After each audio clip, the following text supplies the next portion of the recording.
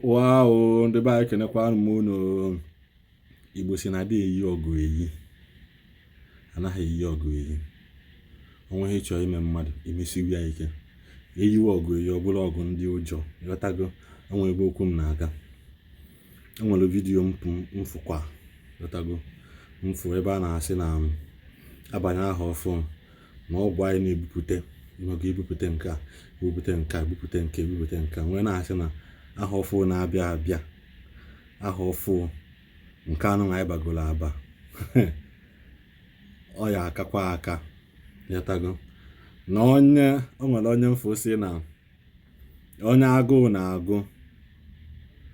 ịmabịa ka aha ọfụ ya adị ịdịkwa nnọọ ụtụtụ itete ụtụtụ enwe Lipton amazi m ka ahụ ya adị gị ma abanye ebe agụụ dị n'obodo. Biko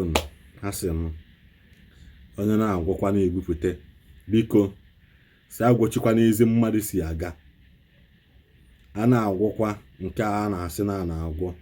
emechaa m etiri n'udo ịmagụ ka m etikwala ya unu ka unu nenekwa. A sị na-abata aha ọzọ na-abịa ọfụ ebupụte nke a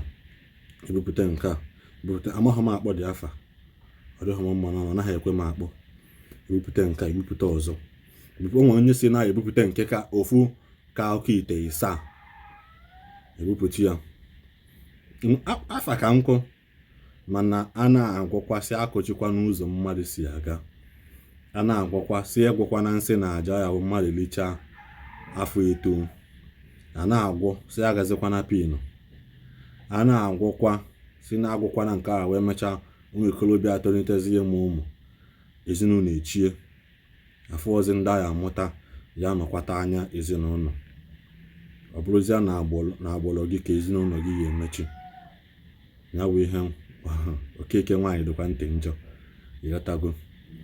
ọzọ dịka ibi ewụrụ na a na-agwọkwasị ha ala anyị mmiri anyị na-echu maka mụnwa ana m aṅụta mmiri ọfụma. Ịghọtago nnọkwa achụgide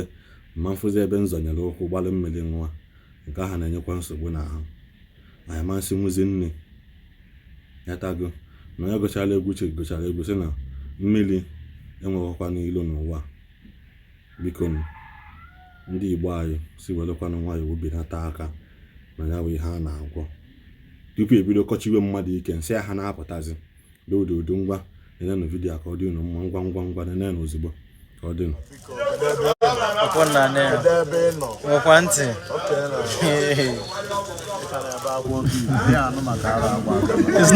kwuo ọzọ ọ sị na ọ na-eyi ekwu kwuo ọzọ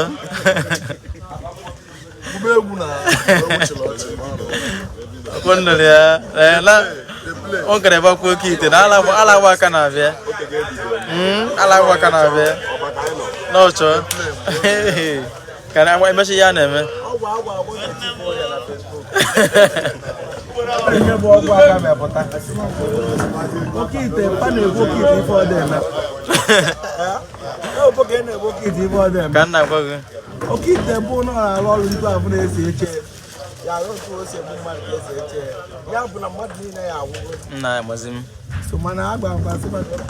Oke Ite na-anya efu na mana gaasị Oke Ite na-anya kwụsị tii na net owuwo ọ ya nwa akịta aja ụlọ agba aka na-abịa ịpụ na nwekwa ntị nwekwa ntị akwa onye mara ide mmiri pipipi anyị agwọ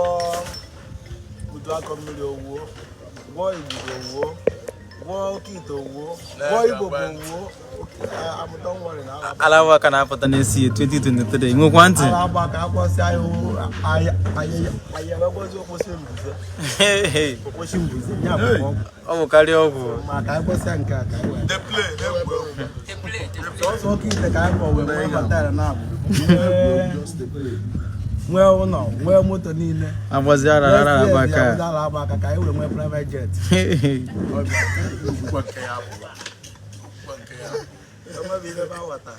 PPP triple T na PPP unu enenego ya unu afụgo